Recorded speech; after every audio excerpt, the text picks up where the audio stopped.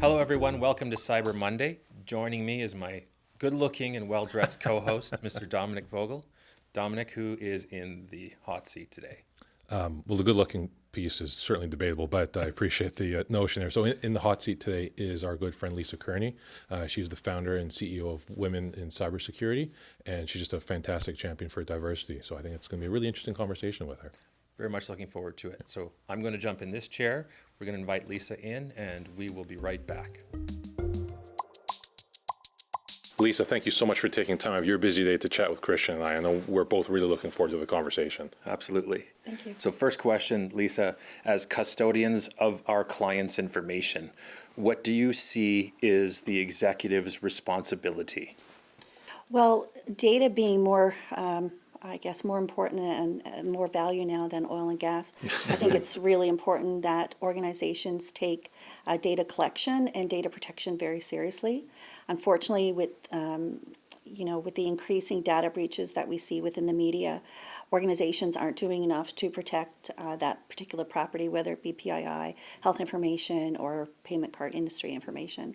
So I think it's critically important if organizations are going to continue to be successful in business.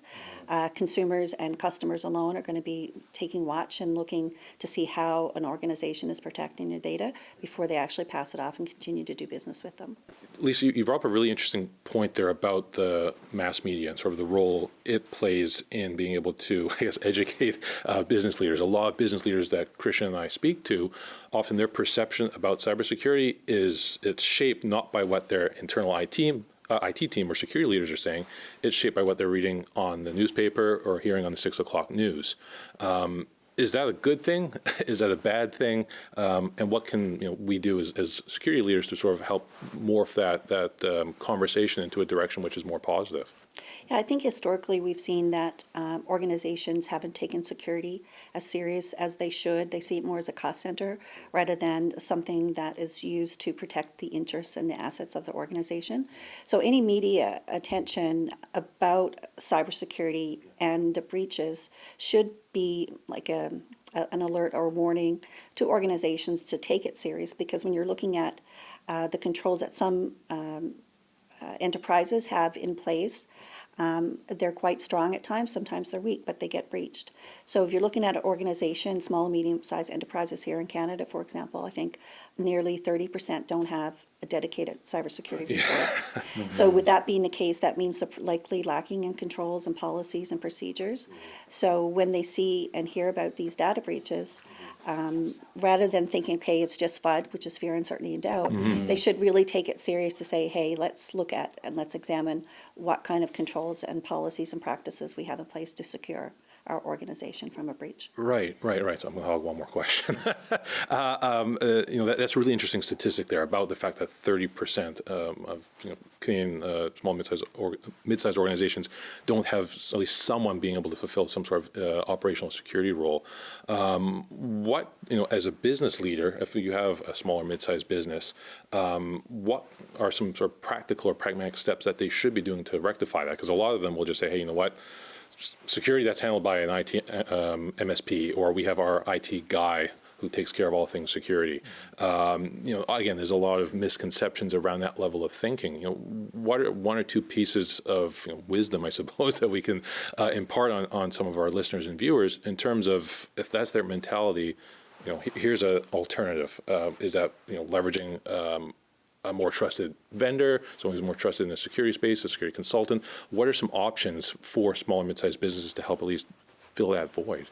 Well, it's a loaded question. It's a multi-part question, but I'll start with one of the first things of note is that you can have the best security operations team, but if you don't have buy-in from upper management, then you're not going to be successful. There's going to be issues, and you're going to be challenged throughout your role to secure the assets of your organization and really to do justice to your responsibilities. From a cybersecurity perspective, I would recommend that CISOs, boards of directors, and executives get educated as to the threats and the risks that are out there so that they can minimize the risk to their organization, because it's not a matter of if you're going to be breached, it's just when, and how are you going to leverage that to minimize cost and associated reputational loss that comes with that.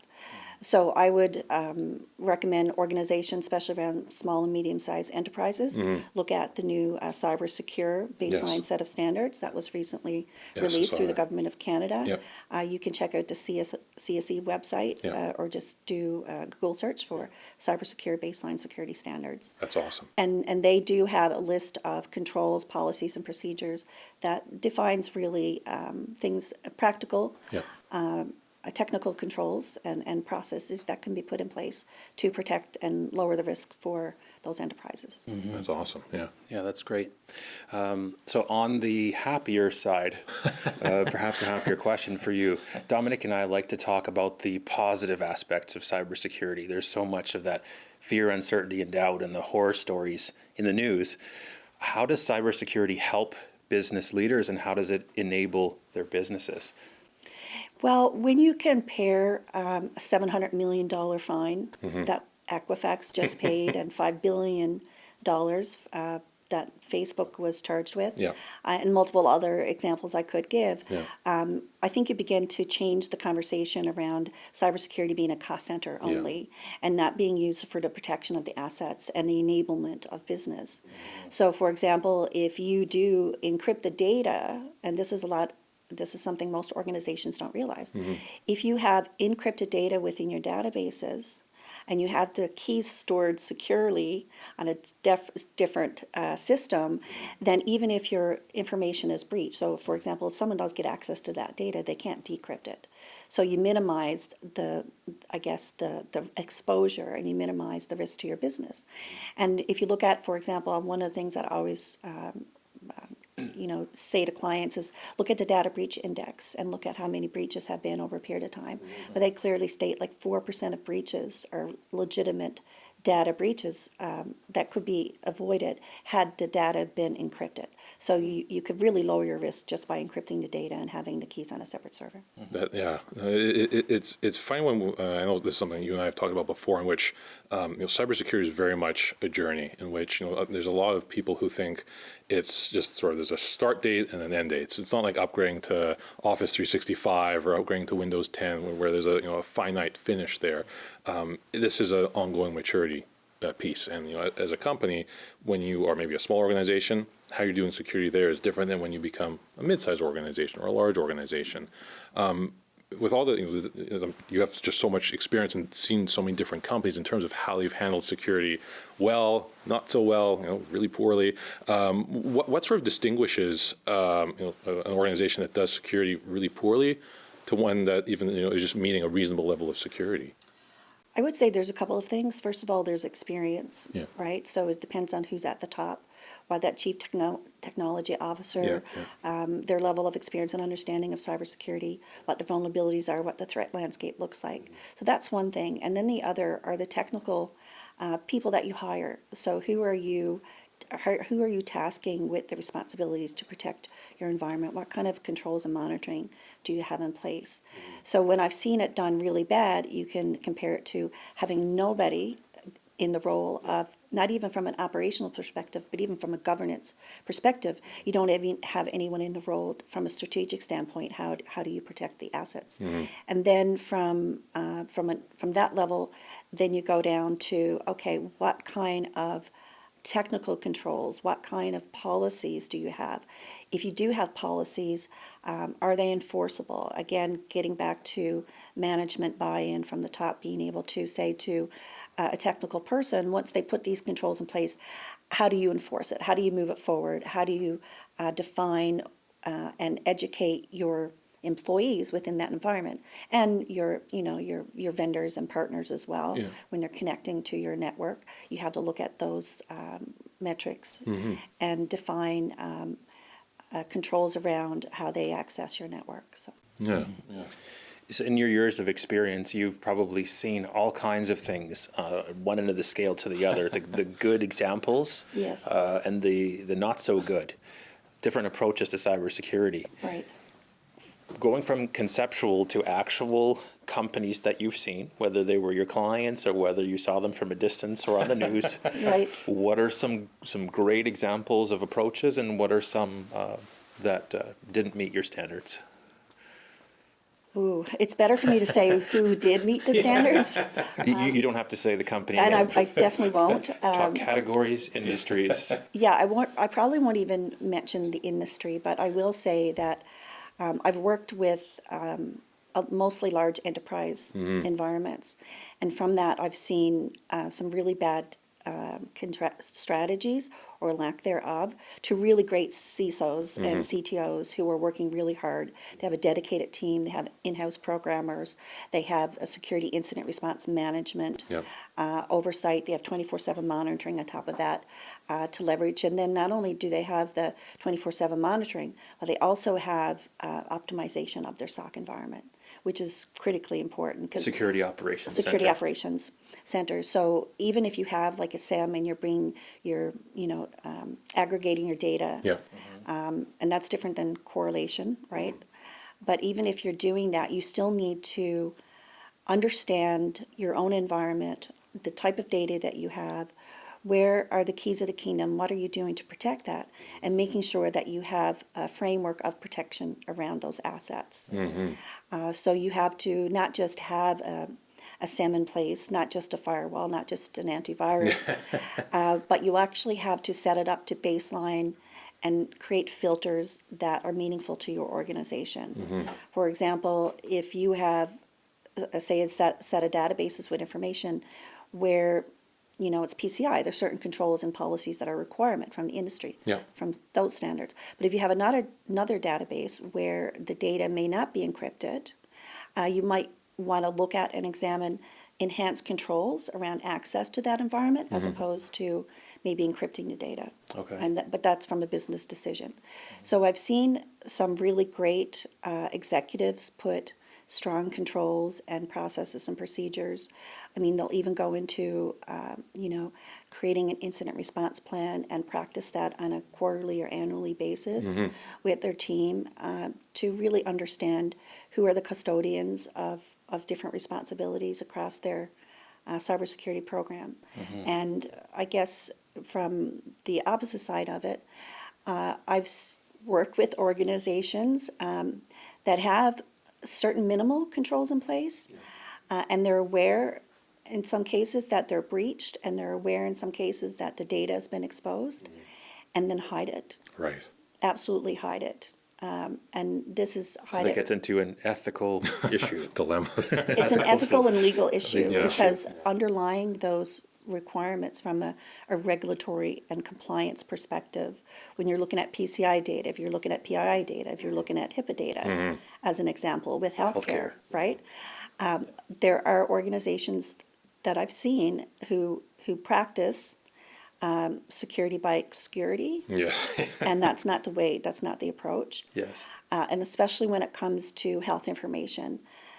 We've seen within the health industry how medical devices can be manipulated to the detriment of an individual, or how data can be used nefariously or otherwise to take someone's information for hostage, or to bribe them or coerce them, those kinds of things outside of the monetary value where most of the breaches exist. You're taking the data and selling it on the dark web, and you're making a profit from that. So from the really great CTOs and executives out there, they're few and far between that take all of those approaches, that really take their job seriously and do everything in their power to secure their customers' data. And I have seen, with regard to that some industries, I won't say who they are, some industries are better than others. Right. Right? But on the flip side, when I've gone in, because mostly when you do the security consulting, I'm coming into security operations, and I'm either looking to optimize their SIEM, doing a security assessment, Yeah. or looking for indicators of compromise, so threat hunting Yeah. practices. In other words, do they have an active data breach now? Right, and I will say that probably, well, almost every organization I've been in has been breached. Yes. And for those that had suspected it, usually within a couple of hours of me getting access to the tools, I can confirm that. Right. Right. So you have great examples in your mind floating around, and you have the poor examples and the unethical examples. Then kind of on that end of the scale as well are companies that have no security whatsoever. and it's just sort of maybe getting on their radar now. What would you say to those business leaders who are steering those ships that have absolutely no protection, but yet they're going ahead, they've got their website, they're using email, they're collecting sensitive information?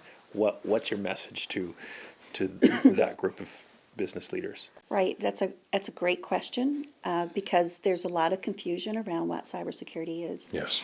And in the last year, I know Dominic and I have had this conversation in the past. The last year, I've spoken publicly about cybersecurity and about different needs within the industry.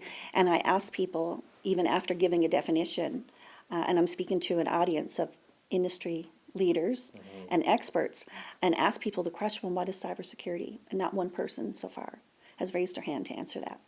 So if people within the industry find it difficult to understand what cybersecurity is, then people that are starting a new business or a small enterprise, they don't even understand the threat landscape to say, okay, well, what is cybersecurity? What do I need to do to protect my assets? Customer data, because they're really the custodians, like you said, of this information, and there's regulatory and compliance requirements around it. Not only that, they want to secure the data to protect their own business interest, because otherwise you're looking at a loss of reputation, stock prices, and so forth. Absolutely, yeah.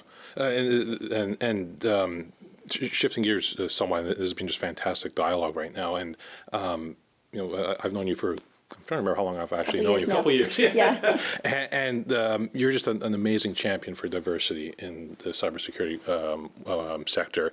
And the diversity challenge is a very pressing challenge that's facing the industry. And I'd love to get to know your thoughts, in terms of what can be done, rather than saying, this is why it is. What can we do collectively? What can we do to improve the diversity, gender diversity, thought diversity, experience diversity, as well as to learn a little bit more about your organization and what they're doing and what you're doing to sort of bring this to the sort of mainstream.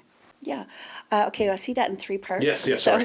So I ask very in-depth questions. Yeah, that's okay. So I'll start with my organization, and then I'll talk about the challenges. Absolutely. And then what I'm doing. Yeah, fire away. So my organization is the Women's CyberSecurity Society.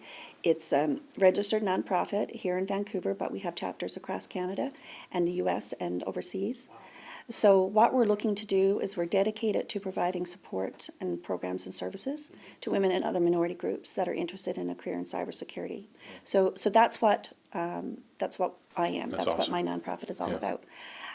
With regards to the industry, I think there's a couple of facts that I'd like to bring to the attention. Absolutely.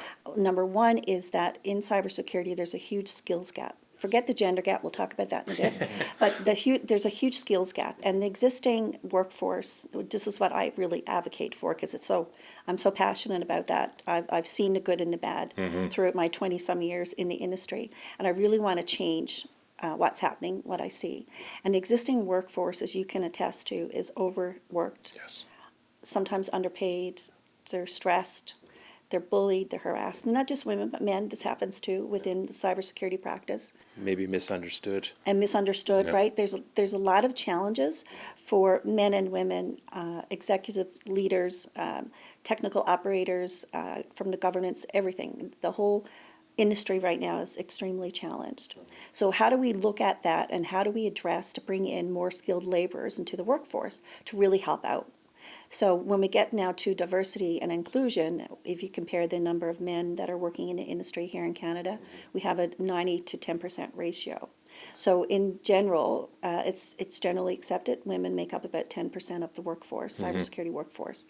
And I mean workforce where you're the guardians of the data. You're not within the industry, which Right. is something separate. Yeah, And yeah. people get that mixed up. For example, a woman working in HR or marketing for a cybersecurity company, she's working in the cybersecurity industry. She's not in the workforce. That's right. Yeah. Right? So that's the difference. So we have a great opportunity to bring more people within the cybersecurity workforce. So if we have only 10% women making up the workforce, why not? It makes sense. Let's leverage some of their skills, bring them over from other sectors and industries. Maybe they come from technical backgrounds or non-technical backgrounds. Yeah, yeah. My last role before I started my cybersecurity career was Yeah. a janitor. Prior to that, I was a news consultant, and I was also an interior designer. So what I find within the industry, you need creative minds, Yes. you need people from different backgrounds, not just diversity, gender diversity, but you need background and history, Yes. diversity within an organization to really protect the assets, to be creative, to find these, to find a problem, to provide the solutions to Yes. the problems that are identified. So that's my organization. That's the statistics around gender diversity and the industry challenges. But then what I'm doing is creating these programs and services, mentoring young women, creating career development workbooks, and I have a website membership that people can sign up to. I have local and online events in person, and also working with different industry partners to provide access to conferences by scholarships, awards, free training, and other means of promotions that they have access to as part of the organization. So I'm doing everything I can that I can also to educate the public and women in particular about what these opportunities are. Yes. And the opportunities from a global scale, by 2025, it's estimated 10 million jobs in cybersecurity will That's go incredible. unfilled. In the US right now, there's over 330,000 unfilled jobs in cybersecurity. Canada, we have over 30,000 here unfilled. And within the next year, I think, or so, 2021, they're estimating another 20,000 in Ottawa or Wow. Ontario alone. Alone, wow. So I just see this growing exponentially in the Yeah. years to come, especially as more and more organizations get breached and Yes. aware of those breaches. You're obviously very passionate about what you do. Yeah, thank you. I am. And what's really interesting, I know we've chatted about this before, is that whole notion that this cybersecurity is a living organism, and for any organism to not just survive but thrive, you need diversity. And it's no wonder that so many of the problems that collectively the cybersecurity industry is facing today, it's literally the same problems that we faced when we came into industry. And I know like a lot of the same problems back when I entered. Literally the same problems are still around. Why have we not solved them? And I think part of that, and to your point, is that we're not getting enough diversity right across the board. You tend to have a lot of people who come up through an IT background, and that's only a certain lens. So the more we can get other people with different experiences and thought, that's how collectively we're going to solve these problems. Because I'm hoping 20 years from now, we're still not talking about patch management, right? Be surprised. I mean, I think we said that like 10, 15 years ago, I know. right? But you make a really good point because, I've done a bit of research around diversity and the importance of it, but research shows that diversity increases profits, Yes. increases problem solving, problem resolution, and when it comes to cybersecurity, you need to have a creative mind in order to address some of the sophisticated challenges that exist within this industry. Yes. Lisa, thank you again so much for coming in studio, for sharing your thoughts, your insight, and your story. It's amazing, Christian. I really, really love talking with you. Same Absolutely. here. Thank you so much for having me. Thank Awesome. Really enjoyed that conversation with Lisa. I think the big thing for me that business owners need to realize is that when they're protecting their sensitive information, they're really protecting their own interests. I think Lisa, her main point was about the whole notion of diversity, and again, not just gender diversity, but in order for organizations to really tackle cybersecurity effectively, they need to not just rely on IT-oriented people. Strong cybersecurity needs to have strong diversity. So gender, diversity of thought, different experiences.